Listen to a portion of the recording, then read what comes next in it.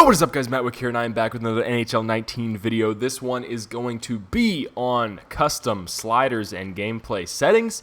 We're going to hop right into it. This is what I use on my GM modes when I do actually play the games. Game style, I started out on 3 of 4. I think that's what they use for competitive, so that's what we go there. Post whistle rules, I go on authentic just to switch that up. Penalties, leave that alone. 4 minutes, I'm fine with that during the regular season just because I don't want the games to take forever when I do want to play rivalry games. But for the postseason, I do bump that up to 5 to 6 minutes, depending on how it feels and how the gameplay is. Haven't played any postseason yet for NHL 19, so probably go to 5 and then see how 6 feels. Other than that, penalty time scaling, I do leave that at 4 of 6. Coincidental penalty time scaling, same 4 of 6 there. I think that's normally like 6 of 6 when you put it on competitive or like full sim, so I definitely bump that down. Let's go ahead and take a look at the gameplay sliders now. In attribute effects, I am someone who likes Sidney Crosby to feel like Sidney Crosby, also with Alex Ovechkin. So I bump that up to 8 of 10 just to not make it ridiculous. I don't want Sidney Crosby to seem like just every other player out there. I want his shot to feel a little better, his passes to be a little bit crisper, and his dekes to be a little bit saucier. Game speed, leave that 3 of 6. This is the biggest thing I change whenever I play my GM modes and just any other series I do. I always bump fatigue effect way up just because I love to be forced to use my fourth lines. Whenever it's just a regular 50, you can just like roll your couple lines way too frequently, and you never have to use your fourth line pretty much because it never gets that bad, especially when it gets the playoff time. Whenever you have 5 to 6 minute periods and you have these fatigue effects set on, you're going to be panicking every now and then. You're going to try to conserve that energy on your guys, so you're not going to make them play as often. So 75 for fatigue effect, and for fatigue recovery, I bump that down to 33. Injury occurrence, I don't touch that because I normally turn injuries off. If you do want your injuries changed up a little bit, this will affect the sim, I believe. At least in my testing, that's what I have seen. So if you want to turn that down, that will help injuries in the sim. Skating, don't touch that. I don't feel like there's any problems with how the skating is in the game, so I leave that alone. Shooting with one-timer accuracy, I bring that down to 45 just because, you know, it's nice every now and again to see a guy just whiff on a one-timer or just blow it way wide when he has a wide open net, you know, because it does happen in real life. And in the game, whenever it's set to 50, I feel like it happens way less, but just bumping it down a little bit can make a big difference.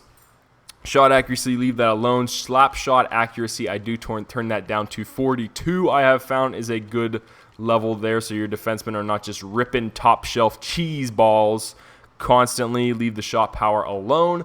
Passing, I feel the passing is fine. I have issues with pass accuracy with just the way it is. Puck control, don't touch that as well.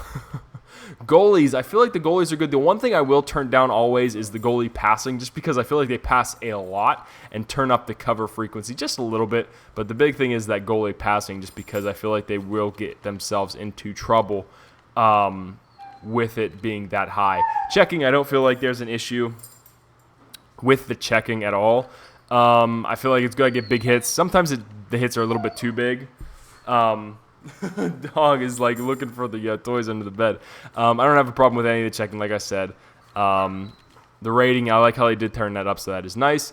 Penalties, I love how the penalties are called. The one thing I will turn down is interference, just because you will see that a bit if you're starting to play a lot of games. You will see some interference calls taken, so go ahead and just turn that down just a little bit. Not so much that it'll make the call non-existent, but definitely something that doesn't need to be at 83. And then with AI learning, leave that at 6 of 6. And as you get better throughout the game, go ahead and turn up the CPU difficulty adjustment. So if you're beating teams consistently like 6-0, 5-0, 7-0, and it just feels too easy, bump it up a couple. It will make a huge difference. And you'll go from 7-0 to 6-0 to 3-2 losing games in no time. Face-off difficulty, this might be something with my preference because I suck dick at face-offs. So I turn that down to 40 just to switch that up a little bit and then leave everything else the same. But I hope you guys enjoyed that. That's going to be the end of this video. I know it's a little bit of a shorter video than you used to. You're used to those 35, 40-minute videos from me in draft. But yeah, I just wanted to let you guys know the different sliders that I use because I really do enjoy the gameplay. I guess I'll show the audio that I do as well because I play with headphones in most of the time, so I like to feel like I'm down on the ice, which is where the camera is. So arena announcer volume is at 7. Arena music is at 9, because I need to hear that sweet, sweet Greta Van Fleet goal song. Commentary, turn that shit way off. Crowd volume, 8 out of 10. Goal horn, 8 out of 10. 8 out of 10. I turned menu music off just for copyright reasons.